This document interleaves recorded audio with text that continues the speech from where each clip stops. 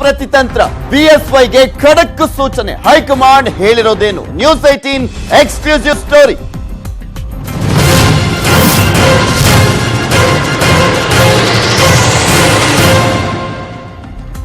ರಾಜ್ಯ ರಾಜಕೀಯದಲ್ಲಿ ಸಾಹುಕಾರ ಹೇಳಿಕೆ ರಾಜ್ಯ ರಾಜಕೀಯದಲ್ಲೇ ಸಂಚಲನವನ್ನ ಸೃಷ್ಟಿ ಮಾಡಿದೆ. ಮತ್ತೆ ಸದ್ದು ಮಾಡ್ತಾ ಇದೆ ಆಪರೇಷನ್ ಪೊಲಿಟಿಕ್ಸ್ ಅನ್ನೋದು ನಿಮ್ಗೂ ಕೂಡ ಚೆನ್ನಾಗಿ ಗೊತ್ತಿದೆ. ಆದ್ರೆ ಆಪರೇಷನ್ ಸದ್ಯಕ್ಕೆ ಬೇಡ ಅಂತ ಹೇಳಿದೆ ಹೈಕಮಾಂಡ್. ಏನಂತ ಸೂಚನೆಯನ್ನ ನೀಡಿದೆ ಅನ್ನೋದರ ಎಕ್ಸ್ಕ್ಲೂಸಿವ್ ಆದಂತ ಮಾಹಿತಿಯನ್ನ ಕೂಡ ನಿಮ್ಮ ಮುಂದೆ ಇಡ್ತಾ ಇದೀವಿ. ಈ ಬಗ್ಗೆ ಚಕಾರ ಎತ್ತದಂತೆ ಸದ್ಯಕ್ಕೆ ಆಪರೇಷನ್ ಕಮಲಕ್ಕೆ ಕೈ ಹಾಕೋದು ಬೇಡ ಅಂತ ಇಲ್ಲಿ ಸೂಚನೆಯನ್ನ ನೀಡಿರುವಂತದ್ದು ಲೋಕಸಭೆ ಚುನಾವಣೆ ಮೇಲೆ ಅಡ್ಡ ಪರಿಣಾಮ ಬೀರುತ್ತೆ. ಸೊ ಹೀಗಾಗಿ ಸರ್ಕಾರ ಕೆಡುವುದಕ್ಕೆ ಯಾವುದೇ ರೀತಿಯಾದಂತ ಪ್ರಯತ್ನವನ್ನ ಮಾಡಬೇಡಿ. ಮೋದಿ ಸರ್ಕಾರ ಮತ್ತೆ ಅಧಿಕಾರಕ್ಕೆ ಬರಲಿ, ಅದಾದ್ಮೇಲೆ ನೀವು ಉಪಚುನಾವಣೆಯತ್ತ ಮೊದಲು ಗಮನವನ್ನ ಕೂಡ ಕೊಡಿ. ಸೊ ಹೀಗಾಗಿ ಫಲಿತಾಂಶ ನಂತರ ನೋಡೋಣ ಅಂತ ಹೈಕಮಾಂಡ್ ಸೂಚನೆಯನ್ನ ನೀಡಿದೆ ಅಂತ ಹೇಳಲಾಗ್ತಾ ಇರುವಂತದ್ದು. ಅವರಾಗೆ ಸ್ವಇಚ್ಛೆಯಿಂದ ರಾಜೀನಾಮೆಯನ್ನ ಕೊಡ್ಲಿ, ನೀವು ಯಾರು ಕೂಡ ಆಪರೇಷನ್ಗೆ ಯತ್ನಿಸಬೇಡಿ ಅಂತ ಬಿಎಸ್ವೈ ಸೇರಿದಂತೆ ರಾಜ್ಯ ನಾಯಕರಿಗೆ ಸೂಚನೆಯನ್ನ ನೀಡಿದೆ ಬಿಜೆಪಿಯ ಹೈಕಮಾಂಡ್. ಇಲ್ಲಿ ಅವರಾಗೆ ಸ್ವಇಚ್ಛೆಯಿಂದ ರಾಜೀನಾಮೆ ಕೊಡೋದಾದ್ರೆ ಕೊಡ್ಲಿ, ಅದನ್ನ ಬಿಟ್ಟು ನೀವು ಯಾರು ಕೂಡ ಆಪರೇಷನ್ಗೆ ಯತ್ನಿಸಬೇಡಿ ಅಂತ ಸೂಚನೆಯನ್ನ ನೀಡಲಾಗಿದೆ. ಇದೆಲ್ಲದ್ರ ಬಗ್ಗೆ ಸಂಪೂರ್ಣವಾದಂತ ಮಾಹಿತಿಯನ್ನ ನೀಡ್ತಾರೆ ನಮ್ಮ ಪೊಲಿಟಿಕಲ್ ಬ್ಯೂರೋ ಹೆಡ್ ಆಗಿರುವಂತಹ ಚಿದಾನಂದ್ ಪಟೇಲ್. ನೇರ ಸಂಪರ್ಕದಲ್ಲಿ ಜಾಯಿನ್ ಆಗ್ತಾ ಇದ್ದಾರೆ.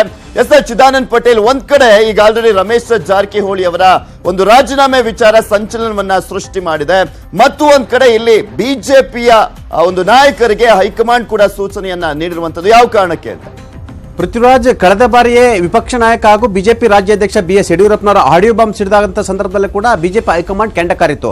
ಬಿಜೆಪಿ ರಾಷ್ಟ್ರೀಯ ಅಧ್ಯಕ್ಷ ಅಮಿತ್ ಶಾ ಅವರೇ ಬಿಎಸ್ ಯಡಿಯೂರಪ್ಪನವರಿಗೆ ಅವರಿಗೆ ವಾರ್ನನ್ನು ಕೂಡ ಮಾಡಿದ್ರು. ಇದರ ಬೆನ್ನಲ್ಲೇ ಈಗ ಮತ್ತೆ ಆಪರೇಷನ್ ಕಮಲಕ್ಕೆ ಕೈ ಹಾಕುವಂತದ್ದು. ಹಾಗಾಗಿ ಈಗ ಲೋಕಸಭೆ ಚುನಾವಣೆ ಇನ್ನೂ ಕೂಡ ಮುಗ್ದಿಲ್ಲ, ಮೇ 19ರವರೆಗೂ ಕೂಡ ಲೋಕಸಭೆ ಚುನಾವಣೆ ಇರೋದ್ರಿಂದ ಇಲ್ಲಿ ಆಪರೇಷನ್ ಕಮಲಕ್ಕೆ ಕೈ ಹಾಕಿ ಒಂದು ಸರ್ಕಾರವನ್ನು ಕೆಡವಲು ಹೋದಂತಹ ಸಂದರ್ಭದಲ್ಲಿ ಇದು ಲೋಕಸಭೆ ಚುನಾವಣೆ ಸಂದರ್ಭದಲ್ಲಿ ವ್ಯತಿರಿಕ್ತ ಪರಿಣಾಮ ಬೀರುತ್ತೆ. ಬಿಜೆಪಿಗೆ ಕೆಟ್ಟ ಹೆಸರು ಬರುತ್ತೆ ಮತ್ತು ಬಿಜೆಪಿ ಇಮೇಜ್ ಕೂಡ ಡ್ಯಾಮೇಜ್ ಆಗುತ್ತೆ. ಹಾಗಾಗಿ ಯಾರು ಕೂಡ ಆಪರೇಷನ್ ಕಮಲಕ್ಕೆ ಕೈ ಹಾಕಬಾರದು. ಯಾವುದೇ ಶಾಸಕರು ಕೂಡ ಅವರಾಗೆ ರಾಜೀನಾಮೆ ಕೊಟ್ಟರೆ ಕೊಡಲಿ, ಆದರೆ ನೀವು ಸುಮ್ಮನೆ ಇರಿ. ಮತ್ತು ಆಪರೇಷನ್ ಕಮಲ ಸಂಬಂಧಪಟ್ಟಕ್ಕೆ ಬಿಜೆಪಿಯ ಪಾತ್ರ ಇದೆ ಮತ್ತು ನಾವು ಇದಕ್ಕೆ ಕೈ ಹಾಕಿದೀವಿ ಅಂತೇಳಿ ಯಾರು ಕೂಡ ಬಹಿರಂಗವಾಗಿ ಹೇಳಿಕೆಯನ್ನು ಕೊಡಬಾರದು ಅಂತೇಳಿ ಖಡಕ್ ಸೂಚನೆಯನ್ನು ಕೊಟ್ಟಿದ್ದಾರೆ. ಆ ಮುಖಾಂತರ ಎಲ್ಲ ಒಂದ್ ಕಡೆ ಬಿಜೆಪಿ ಹೈಕಮಾಂಡ್ ತೆಗೆದುಕೊಂಡಿರ್ತಕ್ಕಂಥ ಈ ನಿರ್ಧಾರ ಸದ್ಯಕ್ಕೆ ಮುಖ್ಯಮಂತ್ರಿ ಎಚ್ ಡಿ ಕುಮಾರಸ್ವಾಮಿಯವರ ಕುರ್ಚಿ ಸೇಫ್ ಅಂತ ಹೇಳ್ಬೋದು. ಇದು ದೊಡ್ಡ ಮಟ್ಟದ ರಿಲೀಫ್ ಅಂತ ಕೂಡ ಹೇಳಿದ್ರು ತಪ್ಪಾಗ್ಲಾರ್ದು ಪೃಥ್ವಿರಾಜ್. ಯಾಕಂತ ಹೇಳಿದ್ರೆ ಹೊಸ ಸರ್ಕಾರ ಅಂದ್ರೆ ಮತ್ತೆ ಕೇಂದ್ರದಲ್ಲಿ ಹೊಸ ಸರ್ಕಾರ ಬಂದು ಪ್ರಧಾನಿ ನರೇಂದ್ರ ಮೋದಿ ಅವರು ಮತ್ತೆ ಅಧಿಕಾರಕ್ಕೆ ಬಂದ ನಂತರ ಅದು ಹಲವಾರು ದಿನಗಳ ನಂತರ ಇಲ್ಲಿ ರಾಜ್ಯದಲ್ಲಿ ಏನಾದರೂ ರಾಜಕೀಯ ವಿಪ್ಲವ ನಡೆದ್ರೆ ಕಾಂಗ್ರೆಸ್ ಮತ್ತು ಜೆಡಿಎಸ್ ಶಾಸಕರೇ ಎಲ್ಲೊಂದು ಕಡೆ ಸರ್ಕಾರದ ವಿರುದ್ಧ ತಿರುಗಿ ಬಿದ್ದರೆ ಅದರ ಲಾಭವನ್ನು ಪಡೆಯಲು ಆಮೇಲೆ ತೀರ್ಮಾನ ಮಾಡುವ ಎಂಬ ಸಂದೇಶವನ್ನು ಕಳಿಸಿದ್ರಿಂದ ಇದೀಗ ಬಿಜೆಪಿ ನಾಯಕರಿಗೆ ಮತ್ತು ಇದು ಬಿಎಸ್ ಯಡಿಯೂರಪ್ಪನಿಗೆ ದೊಡ್ಡ ಹಿನ್ನಡೆ ಅಂತ ಹೇಳಲಾಗ್ತಿದೆ. ಯಾಕಂತ ಹೇಳಿದ್ರೆ ಅವರ ಅಧಿಕಾರ ಅವಧಿ ಅಂದ್ರೆ ಬಿಜೆಪಿ ರಾಜ್ಯಾಧ್ಯಕ್ಷ ಅಧಿಕಾರ ಅವಧಿ ಕೂಡ ಏಪ್ರಿಲ್ 5ಕ್ಕೆ ಕೊನೆಗೊಂಡಿರುವಂತದ್ದು. ಮುಂದಿನ ತಿಂಗಳು ನೂತನ ರಾಜ್ಯಾಧ್ಯಕ್ಷರ ನೇಮಕ ಸಂಬಂಧಪಟ್ಟ ಕೂಡ ಎಲ್ಲಾ ರೀತಿಯ ಚರ್ಚೆ ಕೂಡ ನಡೀತಿರುವಂತದ್ದು. ಈಗಾಗಲೇ ನೂತನ ರಾಜ್ಯಾಧ್ಯಕ್ಷರ ನೇಮಕಕ್ಕೆ ಸಂಬಂಧಪಟ್ಟಾಗೆ ರಾಜ್ಯದಿಂದಲೇ 13ಕ್ಕೂ ಹೆಚ್ಚು ನಾಯಕರುಗಳು ಕೂಡ ಸ್ಪರ್ಧೆಗೆ ಮುಂದಾಗಿರುವಂತದ್ದು, ಲಾಬಿಯನ್ನು ಮಾಡ್ತಿರುವಂತದ್ದು. ಇದರ ಬೆನ್ನಲ್ಲೇ ಇನ್ನು ಕೊನೆಯ ಬಾರಿ ಸಿಎಂ ಆಗುವಂತ ಅವಕಾಶವನ್ನ ಯಾವುದೇ ಕಾರಣಕ್ಕೂ ಕೈ ಚೆಲ್ಲಬಾರದು ಅಂತೇಳಿ ಯಡಿಯೂರಪ್ಪನವರು ಹೊರಟಿರುವಂತದ್ದು.